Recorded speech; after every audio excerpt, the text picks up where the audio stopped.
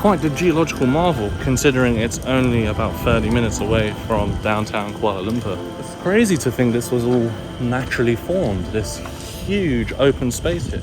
Hello folks and welcome to today's video. I'm standing outside a restaurant called Kongak, which is on the Michelin guide. We're going to try some nasi ambeng, which is authentic Malay food. This is my first ever time seeing what nasi ambeng looks like. And it kind of looks like a boodle fight because there's so many different ingredients and I can't wait to dive in. Here it is. It's a very quiet restaurant. I think there's two sections to it. It kind of like warps around to the other side through that passageway here. Actually, this side looks a little bit more fancy. Have you seen how big the portion size is? Yeah, I saw the photos. I mean, the photos don't do it justice. I actually saw it in person. Take a look at this menu. It feels super traditional, like it's from the 80s or something like that. It's got this teal color, doesn't it? This blue teal. Oh, I love how simple it is. One big picture on the right, and then you've got, I believe, like different options. This is a family feast. Wow, it looks fantastic. Wow. This is what I'm talking about. When we went to Jalan Alor yesterday, it felt mostly like foods that you can get like anywhere in Asia. But this looks like authentic Malay food. Now, a small thing I want to point out about the restaurant's name is if you go to the front of the menu, it says the restaurant was named after a game called Kongak. And it gives you like a synopsis here of everything about Kongak, like what it means in Southeast Asia and how it transcends cultures, which is really cool. It's apparent in Malay culture, in the Philippines, and I believe in Indonesia too. It says here, the word Kongak is believed to originate from Old Malay Kongak, meaning mental calculation, which is mainly practiced in this game. It is regarded as an efficient player who mentally calculates a few steps in advance will have an advantage in collecting points to win the game.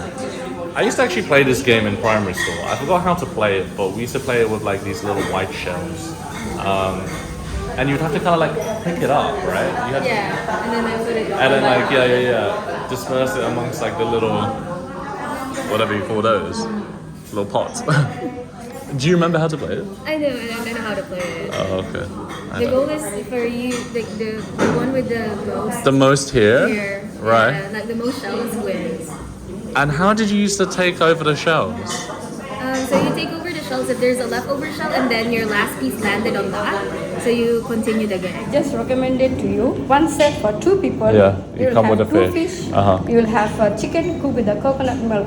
And also you will get 2 salted egg, 2 beef patty, fried shredded coconut, sambal jawa, achar rampai, eggplant, tofu, rice, all together. Wow. It's okay. And any other recommendation? Tofu. This one is an egg, fluffy egg. Comes with the sweet peanut sauce. Inside has Japanese tofu. The texture, the looks, the taste. So good. So good. Okay, we'll order one of those. Wow. Still massive though. It's arrived. Look at it. Alright, I have no idea what to start with, but I'm going to start off with the rice.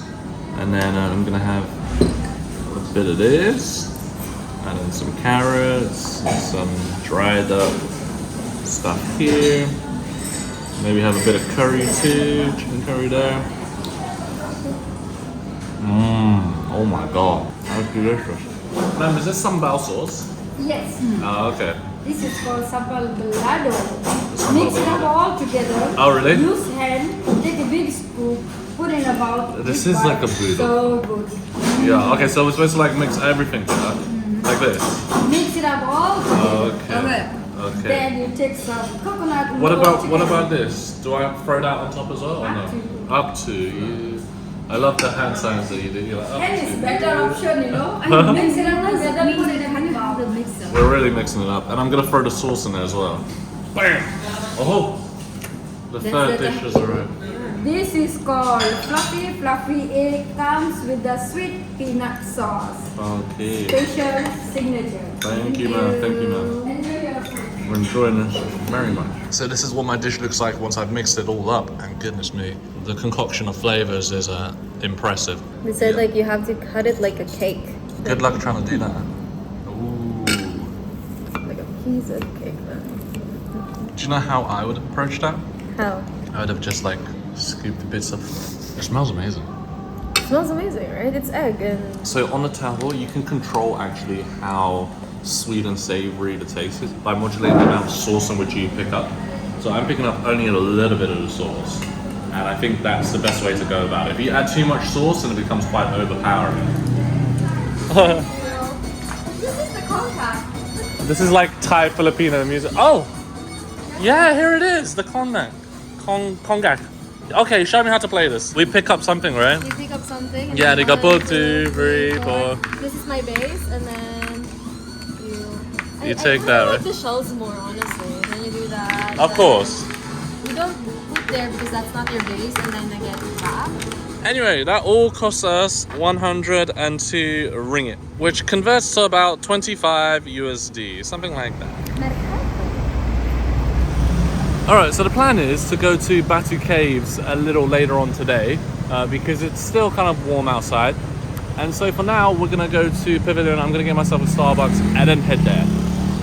Just look how beautiful Kuala Lumpur is. It's so nice. Oh. Okay, how are you, sir? Yes, sure. Batu Cave, yeah, the time is 4:30.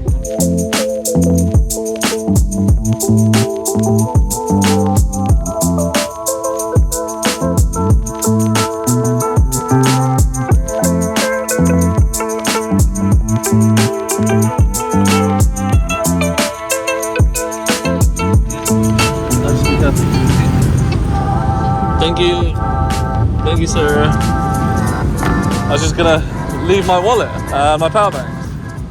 Alright folks, we made it here to Batu Cave.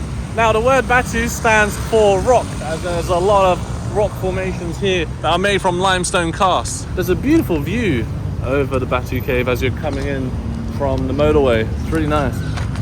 To be honest, I can't believe how close these limestone casts are to Kuala Lumpur.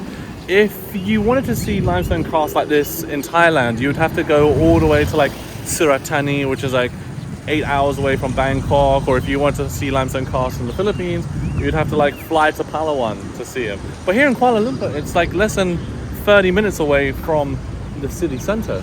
It's really amazing.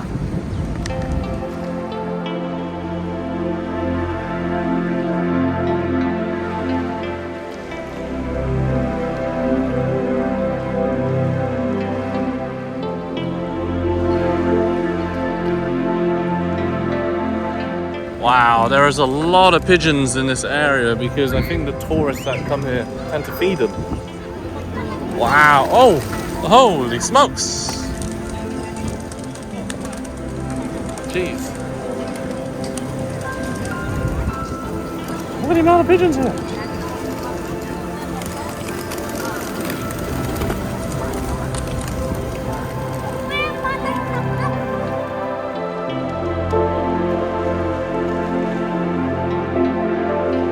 Main plaza here where all the pigeons are being fed is this stone. I don't know if it's stone, I think it's concrete balustrades that forms part of the main temple here.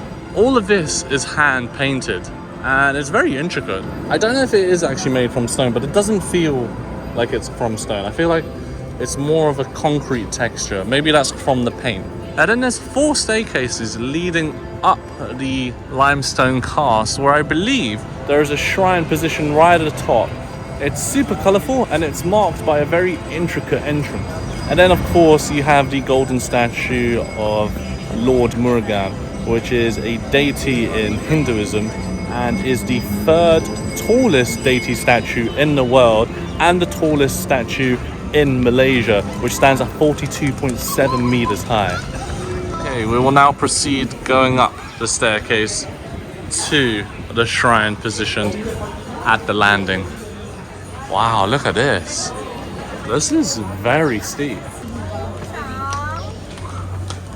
Wow, this is definitely an exercise on the legs and the knees. If you've got weak knees, boy, you're gonna suffer.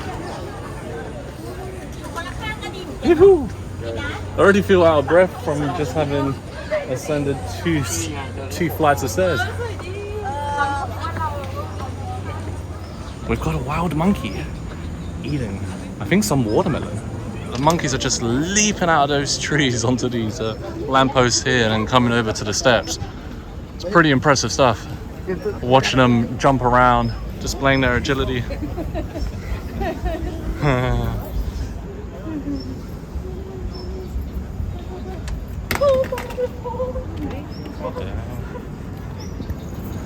Okay folks, we've almost made it to the top. We've only got one more flight of stairs to go up, and then we've made it. 272 steps later. It's super wet on the main landing once you've ascended those steps. Wow, it really is a cave. I wasn't expecting the cave to be this big and elaborate. You find a few accessory shops on the right here as you're making your way further into the cave. And then, wow, there's a temple nestled within the cave here in Malaysia. That is so cool.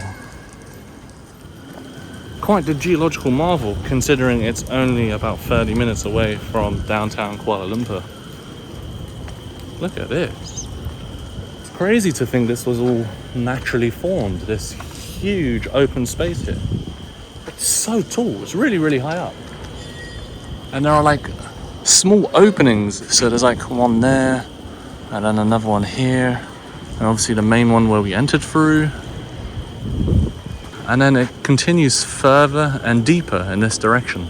Because there's an opening over here and another opening over there, there's like a natural draft that comes in through the cave, and it cools this place down really well. Actually, if you're standing right by the staircase that led you up here, it's actually quite humid in there, but if you want to cool down right away, just enter the cave. There's a lot of peacocks here. Okay, we're now gonna go up the second flight of stairs at Batu Caves. I don't know what to expect on the second next landing, but I do hear like a whistle sound. What is that? Do you think that's coming from insects or bats? Maybe the bats.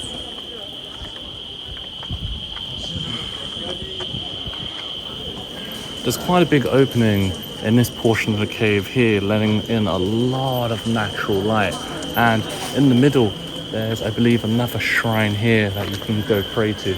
It's really a beautiful amalgamation of Mother Nature with these rock formations and man-made structures, such as this one here. Yeah, I think it's one of these places that you must visit when you're in Malaysia and Kuala Lumpur. It's so close to the city centre. You can't really say you've been to KL unless you've visited Batu Caves. And it's crazy to think these caves could be visited pretty much every weekend. Like, it's like a day trip here, not even a day trip. Okay, now it's just a downward descent back to the street level. We're now going to proceed to getting a grab and going back to downtown.